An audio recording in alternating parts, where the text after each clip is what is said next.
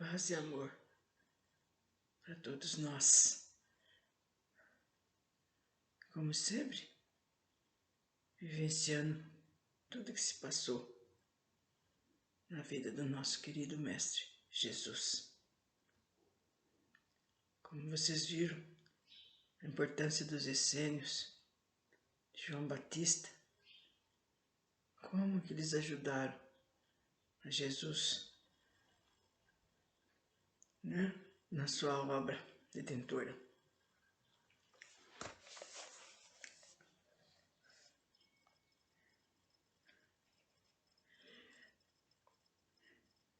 Estavam dizendo que sobre a maneira de ser de João Batista, que ele apelava pela força, né? Ele queria excomungar, acabar com os poderosos, com aqueles que estavam fazendo, principalmente na parte da imoralidade. Nossa, e ele atuava de uma maneira muito agressiva. Em vez de orientar e esclarecer os réprobos do mundo, Jesus os condenou implacavelmente, como um coração que arremessa o lixo da superfície da terra, mas deixa o terreno árido. Então, nós estávamos falando da maneira muito agressiva do João Batista, porque ele era um espírito também, viu, gente? Vindo de longas eras, ele era um espírito evoluído. E não era a primeira vez também que ele vinha com essa ética, com essa maneira de ser dele. Ele já tinha vindo antes como Elias, né? o tão sonhado Elias que os hebreus estavam esperando, e foi ele. E depois Jesus ficou sabendo que realmente que o João Batista era a reencarnação de Elias. E em vez de ele seguir uma maneira assim de ser indulgente, paciente, falar assim de uma maneira passiva, ele foi ali muito firme naquilo que ele estava fazendo. Como Moisés, quando ele lançou os 10 mandamentos, né, ele foi muito firme também, porque havia necessidade, os homens eram ignorantes, gente, e eles não obedeciam, faziam o que bem entendiam, né?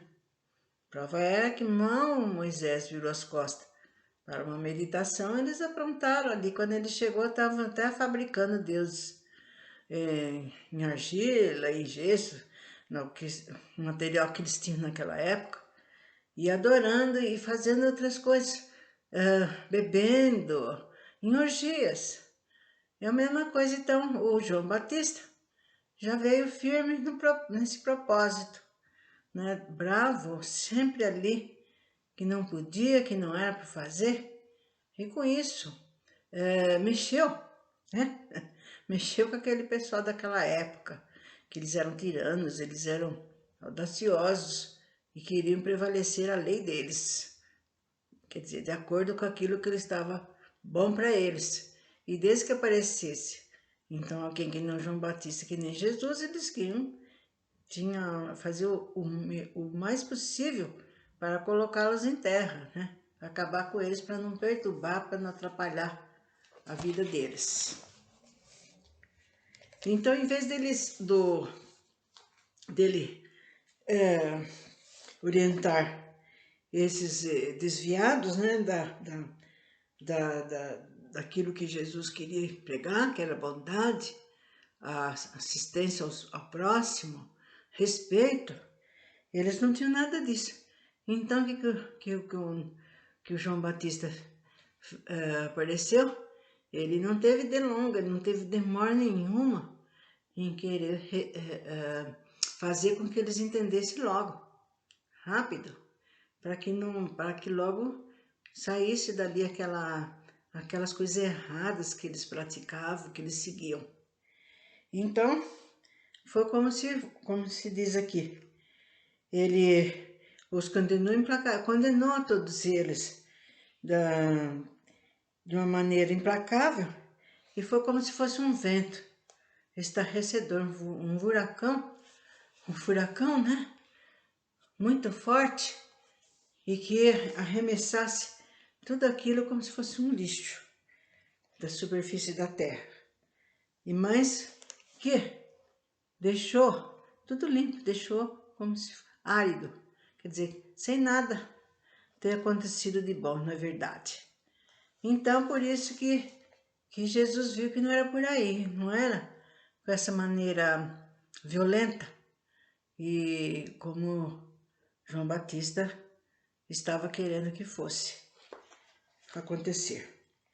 Ó, Deus não exige a morte dos seus filhos que não aceitam a verdade, pois quase sempre essa obstinação é fruto da ignorância ou de concepções opostas, condicionadas também a alcançar o céu. Então, João Batista foi degolado porque precipitou em assomos rudes de reformar instantaneamente um tipo de homens cupidos, instintivos e egoístas, cujos pecados eram consequentes da agravação espiritual e não por motivo de qualquer deliberação consciente. Então foi indo. Eu não sei se vocês viram gravações anteriores, onde eu falo sobre João Batista, né? Principalmente quando foi falado sobre o que os homens fazem, né? Homens e mulheres, né? Que prejudicam seus próprios casamentos, né? E em detrimento da sua vontade. E João Batista condenou muito isso, que tanto o homem como a mulher eles tinham que ser, né, impecáveis, não acontecesse esse tipo de imoralidade, que para eles era muito normal, gente. Mas João Batista começou a agir rudemente. E lá ele se achava preso, né? Porque ele já estava sendo para eles lá, para o rei, né? Para o pessoal do alto sumo, da alta sociedade, ele estava sendo um empecilho. Aliás, ele estava sendo inconveniente, atrapalhando aquilo que para eles não tinha nada da normalidade. Mas, e aconteceu então num dia, quando ele estava preso, que aí ele foi condenado, né, a ser degolado. Isso daí numa das gravações, né, que fala sobre o adultério, eu expliquei o porquê que ele foi degolado e qual a causa, né, que ele já trazia esse propósito já de encarnações passadas. Então, ele tinha que passar desse sistema. Bom, era tão prematuro querer-lhes uma renovação moral súbita, assim como exigir a semente que se transformasse imediatamente em fruto sazonado. Muitos cristãos foram massacrados em Roma, e isso teria sido evitado se, em vez de desafiarem os anticristãos, tivesse vivido os seus princípios de humildade e amor à luz do dia. Então está dizendo qual foi a causa, né, desses cristãos que eu acho que todo mundo sabe, mesmo que não tenha lido Bíblia nem Evangelho, todo mundo sabe que quantos que morreram, né, para seguir Jesus, né, os ensinamentos e propalando esses ensinamentos para todos. Não basta morrer, Ramatiz disse, não basta morrer por um ideal, mas é preciso viver em favor do adversário. Olha a política dele. A censura agressiva aos pecados alheios acirra o amor próprio do próximo, ao passo que a advertência paternal o aconselha, fraterno de bondade e amor, e também é ouvido com gratidão. Jesus foi crucificado como Cordeiro de Deus, devido à imprudência, vejam bem, à imprudência sediosa dos seus discípulos, e não por efeito de quaisquer excomungação agressiva contra o próximo.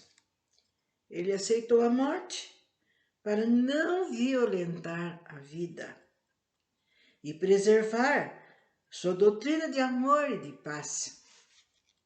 Justo e inocente, não condenou os pecadores. Virtuoso e bom, perdoou incondicionalmente, vivendo só em função da eterna máxima de que só o amor salva o homem. João Batista, no entanto, preocupou-se demasiadamente com verberações acusativas ao homem, cujas paixões e prazeres eram consequência de suas espiritualidades. Quer dizer que aqueles homens, naquela época ali, eles não tinham progredido o suficiente e só viviam na materialidade. Então, para eles, aquilo era normalíssimo, né? O adultério, as práticas imorais que eles usavam, né? Não respeitavam mesmo. E João Batista foi com tudo em cima, né? De uma maneira irracível, não tolerava mesmo. É pecado, né? Usando a dente por dente, olho por olho que Moisés usava. E quando Jesus veio, de uma maneira bem complacente, amorosa, ele explicou que não havia necessidade, e só amor, né? Só amor, usando amor, indulgência, com a paciência, que ele venceria. A gente vence, qualquer um de nós vence, usando isso daí. Jesus morreu porque tentou esclarecer os equívocos humanos de modo compreensivo, terno e sereno. Batista foi degolado por acusar os pecados alheios. Diante da mulher, é possível que João Batista mandasse ser lapidados para cumprir a lei de proteção à moralidade judaica. Porque era comum, gente, não sei se vocês já foi falado, qualquer mulher que cometesse pecado, né, de adultério, e ela era considerada, pode-se dizer, morta, porque aí eles levavam para a rua e matavam a infeliz mulher com pedras, jogavam pedras até matar, né? Igual aconteceu com Estevão, que o Saulo, né, que depois passou a ser chamado Paulo, ele estava perseguindo os cristãos. E Estevão era um cristão e ele não tolerava que ele pudesse seguir Jesus. Isso antes dele se reconhecer, um deles. E teve aquela passagem daquela mulher adúltera que ia ser sacrificada com pedras. E Jesus, de antemão, apareceu ela precisa morrer porque é uma adúltera, é isso, é aquilo. e todos eles com a pedra na mão. Então Jesus, olhando para eles, passivamente disse: pode atirar a primeira pedra, aqueles daqui que nunca pecou, que não tem pecado nenhum. Imediatamente, cada um foi saindo, né? Até ficar ele e a moça. Aí ele falou assim: onde estão aqueles que estavam te condenando? Aí ela falou: foram embora, mestre. Então ele falou assim: vai embora e não peques mais, siga outro caminho. E com isso ele esclareceu aquela turba e não houve necessidade de impropérios, de violência, de não pode fazer isso, não pode fazer aquilo. E ele, de uma maneira serena, calma, com muito amor, ele resolveu, né, aquele incidente.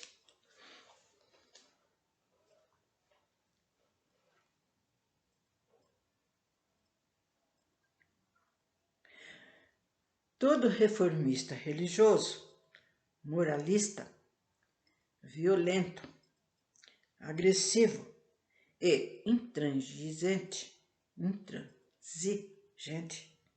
talvez convença e arraste multidões de fanáticos no seu encalce, mas nem por isso conseguirá convertê-los à doçura do amor. O mestre cristão pulverizou os costumes seculares, igualando senhores e escravos, santos e profetas, ricos e pobres, numa ofensiva anárquica que condenava especulações religiosas e a idolatria extorsiva dos templos. Mas as suas palavras severas eram também meigas e amorosas, pois ele censurava, mas não condenava, advertia, mas não insultava. Os essênios viviam há 150 anos na Palestina e jamais havia incomodado as autoridades públicas, contrariando o clérigo de Jerusalém. No entanto, para o mundo profano, eles não passavam daqueles terapeutas humildes que peregrinavam pelas estradas da Judéia, praticando um serviço útil a todos os necessitados.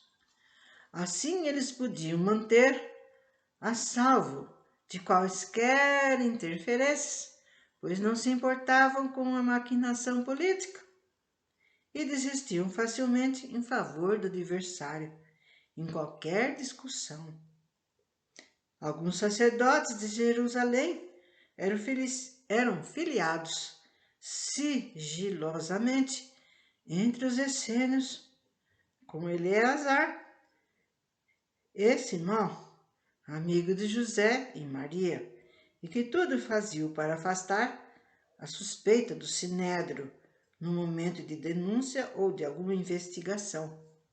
Então, vocês estão vendo que entre mesmo os sacerdotes, haja dito, gente, que em todos qualquer meios da religião, doutrina, seita, sempre há os bons e aqueles também que não seguem coisa nenhuma e atrapalham e fazem coisas erradas, né? Ah, você está numa religião tá, mas tem coisa errada, gente. Há quem faça errado, quem não siga, ou quem não entendeu ainda, né? E isso é natural. Por quê? Porque nós humanos não somos perfeitos.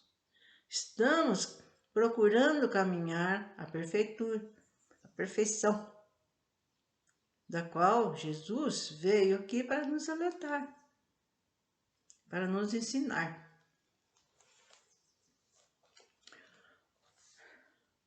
Os essênios eram profundos conhecedores de toda a ciência da alma, pois o que muitos homens ainda buscavam através do esoterismo, da teosofia, da Rosa Cruz, do espiritismo, da mensagem do Krishna, ou da yoga, os velhos essênios já o sabiam e ensinavam em seus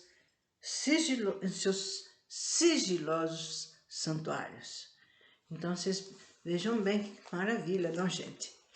Isso, naquela época, há mais de 2000 anos, esse povo habitava ali, perto de Jerusalém, de Belém, daqueles lados todos. E eles viviam calmamente, não eram atacados por nenhum sacerdote, nem por nenhum fanático. Por quê? Eles viviam humildemente, apenas ajudando com a sua terapêutica todo aquele que eles encontrassem que estivesse doente, estivesse precisando.